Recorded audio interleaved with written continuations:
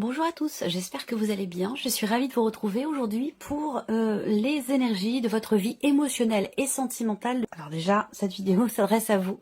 Si vous êtes Verseau, si vous êtes ascendant Verseau ou si vous avez votre signe lunaire ou vénusien en Verseau, quel que soit votre signe solaire. Bon, là on va voir vraiment l'aspect émotionnel et sentimental. On va commencer par votre énergie à vous et surtout ici l'énergie qui vous entoure les Verseaux par rapport à votre vie émotionnelle et sentimentale. Donc vous voyez, il y a cette énergie qui vous entoure, qui vous fait vous sentir bien, qui vous fait vous sentir ou être plutôt extrêmement positif et positive par rapport aux événements, par rapport à ce que vous attendez, ou dans le cas d'une relation, pourquoi pas une relation amoureuse si vous en avez une, parce qu'ici évidemment ce tirage va parler aussi bien aux personnes qui sont en couple, qui ont quelqu'un dans le cœur, qu'aux personnes qui sont aussi célibataires. Quoi qu'il en soit, quelle que soit votre situation, on voit bien que concernant votre équilibre émotionnel, concernant votre vie sentimentale ou un relationnel qui est important, l'énergie qui vous entoure vous amène à être positive, à y croire, à être ouverte d'esprit, à ouvrir aussi votre cœur, une énergie qui vous entoure qui peut vous amener, vous inviter effectivement à être dans l'ouverture du cœur, dans l'ouverture finalement à l'autre. Voilà, de manière plus générale. On va regarder quel est votre état d'esprit, les Verseaux, concernant votre vie émotionnelle ou votre vie sentimentale. Vous avez l'énergie de l'empereur, c'est-à-dire que vous savez ce que vous voulez, vous savez où vous allez, vous savez également ce que vous ne voulez plus. Il y a ce côté avec l'empereur, quelque chose comme ça qui dans votre tête est très carré, très clair. Il y a une limpidité, et ce que je peux voir pour certains d'entre vous, il est possible que vous soyez focalisé sur un relationnel avec quelqu'un qui est du signe du Bélier. En tout cas, avec cette énergie-là dans votre état d'esprit, effectivement, vous êtes un peu comme un rouleau compresseur, comme un bulldozer. Il y a cette idée vraiment d'être tout à fait au clair par rapport à ce qu'on veut et par rapport aussi à ce que l'on ne veut plus. Et ça, c'est très très important. Voilà. Vous avez peut-être aussi, pour certains d'entre vous, à l'esprit de mettre carte sur table par rapport à une situation. Donc peut-être une ambiguïté, un manque de clarté. Donc là, on voit, si c'est le cas, vous avez à l'esprit de clarifier les choses, de mettre carte sur table, de définir une bonne fois pour toutes le cadre d'une situation, d'une relation, de faire en sorte que les choses soient claires une bonne fois pour toutes. Voilà. Alors, on regarde ce que vous ressentez au plus profond de vous concernant votre vie émotionnelle et sentimentale. Le valet d'épée. Alors, avec cette énergie-là, dans les ressentis, il est possible que vous ressentiez au plus profond de vous-même que quelque chose de nouveau arrive à vous ou est en train de se préparer pour vous. Et c'est peut-être aussi... ça va avec cette idée d'être ouverte. Ça va avec cette idée d'être en confiance par rapport à l'avenir, par rapport à votre avenir amoureux ou concernant justement votre équilibre émotionnel s'il est question de cela. En tout cas, au niveau des ressentis profonds, on voit que visiblement, vous sentez que quelque chose de nouveau arrive ou que quelque chose de nouveau se prépare. Il y a aussi une volonté d'être dans la découverte. Il y a aussi un désir d'être, cette envie, ce désir d'être surpris ou d'être surprise. On a envie quelque part de vibrer et je pense que ça va avec aussi ce qu'on disait tout à l'heure par rapport à l'énergie qui vous entoure. On est ouvert à la nouveauté, on est prêt à accueillir quelque chose de nouveau, visiblement. Donc là, ça peut s'inscrire dans un relationnel important, dans une vie amoureuse, mais ça peut aussi très bien être par rapport à des projets que vous avez. Hein. Ça, c'est ce que vous ressentez concernant votre vie sentimentale ou concernant ce qui vous tient beaucoup à cœur et peut-être aussi par rapport à un relationnel important. Voilà. Vous ressentez aussi peut-être quelque chose de fort dans un relationnel qui n'en est encore qu'à ses tout débuts. Peut-être que vous venez de rencontrer quelqu'un, que vous n'en êtes encore qu'au stade de l'échange, de la communication, ça c'est possible. Et il est fort possible également que ça génère beaucoup d'émotions en vous. Voilà. Pour d'autres, pour terminer, on ressent l'envie ou le besoin d'exprimer quelque chose, d'extérioriser quelque chose, de parler d'un sujet, d'aborder quelque chose d'important, et il est possible que ce soit par rapport à quelqu'un qui est du signe du Bélier. On va regarder ce que vous faites, vous, concrètement, pour votre équilibre émotionnel ou pour votre vie sentimentale. L'ermite. Donc, ce que vous faites concrètement, c'est intéressant parce que ça va avec l'énergie qui vous entoure. Moi, ce que je vois, c'est que vous pourriez avoir tendance à, peut-être pour certains d'entre vous en tout cas, vous renfermer un petit peu sur vous-même. Ça, c'est tout à fait possible. Cette idée de se mettre volontairement en retrait ou à l'écart. Et c'est la raison pour laquelle l'énergie qui vous entoure vous invite et vous met sur le chemin, vous invite à vous ouvrir à l'extérieur, à accueillir. Parce que peut-être que vous, dans les faits, concrètement, justement, vous n'êtes pas forcément ouvert à l'extérieur, ouverte à l'extérieur, mais plutôt dans une vie intérieure, dans l'intériorisation et dans cette idée de se mettre un petit peu de côté, de se mettre un petit peu à l'écart. Voilà. Alors, ce que je peux voir aussi, c'est que pour d'autres, on a aussi cette capacité, dans les faits, à se remettre en question, à réfléchir, à utiliser de manière constructive les leçons du passé. Avec l'ermite, il y a cette idée d'avoir vécu, d'avoir expérimenté et de pouvoir s'en servir de tremplin, se servir de cette expérience, de ce vécu, s'en servir de tremplin justement pour avancer, pour cadrer quelque chose dans une relation, mettre carte sur table, ou pour justement aussi réussir à s'ouvrir, parce qu'on voit que vous avez envie, vous ressentez ce besoin ou cette envie de liberté, de nouveauté, de découverte, et ça nécessite effectivement ici l'ouverture d'esprit et l'ouverture du cœur. Et peut-être que vous êtes en pleine remise en question par rapport à ces notions-là dans le cadre de votre vie émotionnelle et sentimentale. Ici, on va regarder la personne qui est en face de vous. Alors, pour certains d'entre vous, ça va être évidemment votre partenaire, votre conjoint, votre mari, votre femme, la personne de votre cœur. Donc ça s'inscrit certainement pour beaucoup d'entre vous dans la sphère sentimentale. Mais pour toutes celles et ceux qui n'ont pas de vie sentimentale, ici, cette partie-là, elle va correspondre peut-être à un relationnel familial ou à un relationnel amical. Alors, on commence ici l'énergie qui entoure la personne qui est en face de vous. Séduction, tentation, flirt. Alors, on a une énergie, c'est marrant parce que j'ai l'impression d'avoir déjà eu ce cas de figure ici pour un autre signe. L'énergie qui entoure la personne qui est en face de vous, c'est une énergie qui l'amène à être quelque part dans le... On a quelqu'un qui... Alors, je dirais dans la séduction, mais c'est pas forcément purement amoureux. Hein. On peut vouloir plaire à tout prix. On peut ici... sans pour autant que ce soit amoureux. Vous comprenez, il y a cette volonté ici de se mettre en avant. Donc l'énergie qui entoure la personne qui est en face de vous, c'est une énergie qui l'invite justement à se mettre en valeur, à se mettre en avant, à faire des efforts, à prendre soin de lui ou prendre soin d'elle. Voilà. On va regarder l'état d'esprit de cette personne qui est en face de vous. Alors, la personne... bon, elle semble être un petit peu au bout du rouleau, ou elle ressent le fait d'être un peu au bout de quelque chose, mais pas tout à fait complètement, et de ressentir une forme de fatigue et d'épuisement. On peut avoir quelqu'un aussi qui est dans quelque part dans la retenue, dans le sens où c'est quelqu'un qui peut mettre des barrières. Voilà. Quelqu'un qui peut ressentir qui peut vouloir se protéger, se préserver. Donc là, on a une barrière.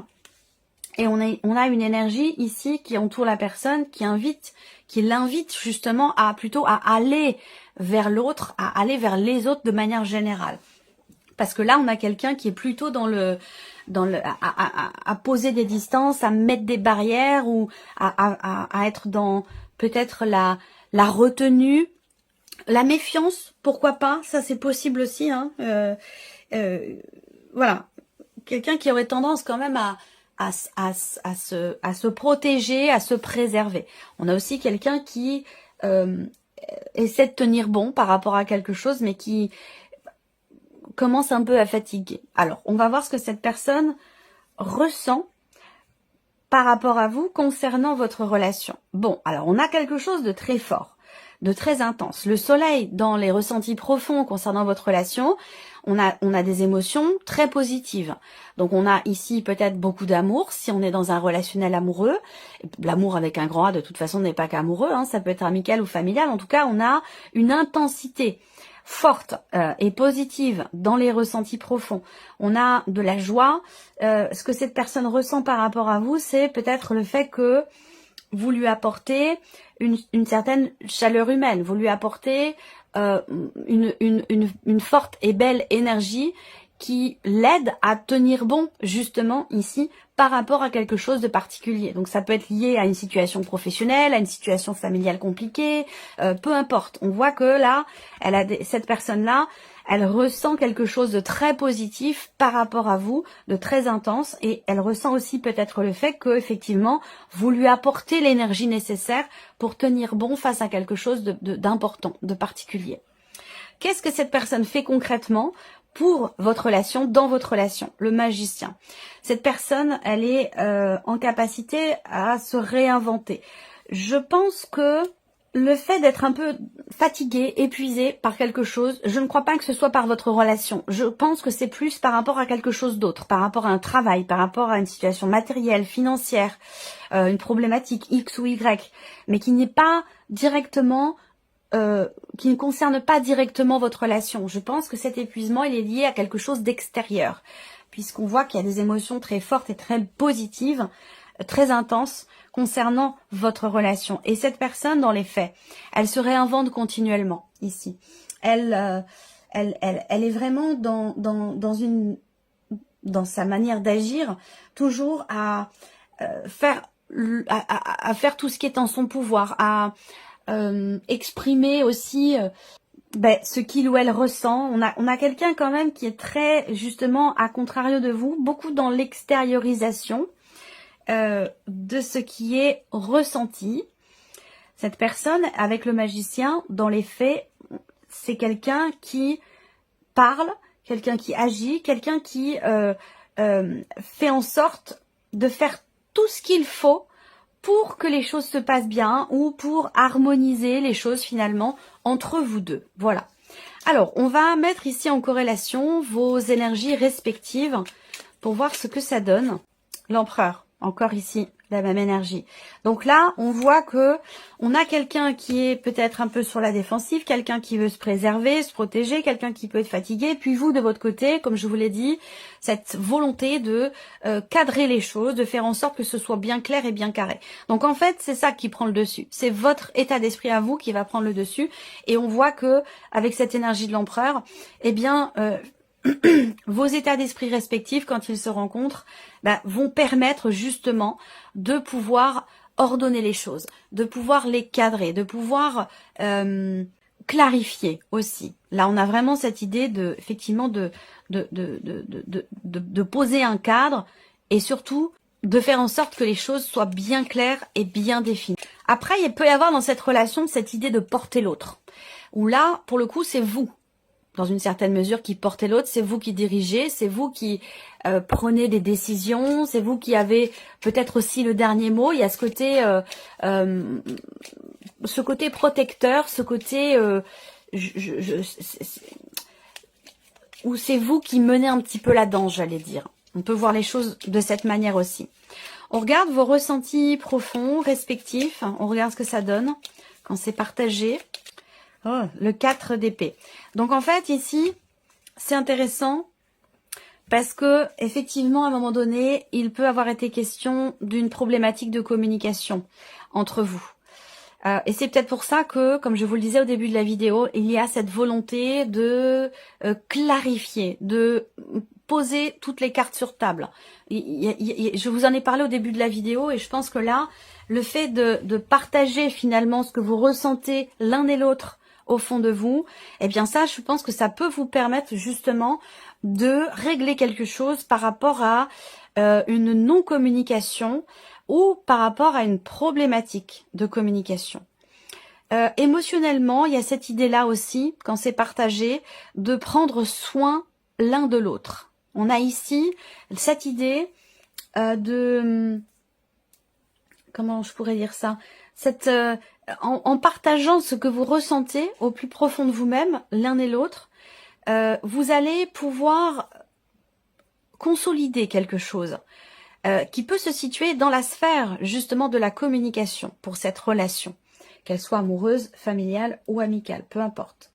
Ce qui est important, c'est que vous avez tous les deux envie que les choses bougent et envie que les choses avancent. Et ça, c'est quand même quelque chose de très important et que si vous partagez vos ressentis, vous allez pouvoir effectivement faire évoluer cette relation ou faire en sorte que les choses bougent et avancent.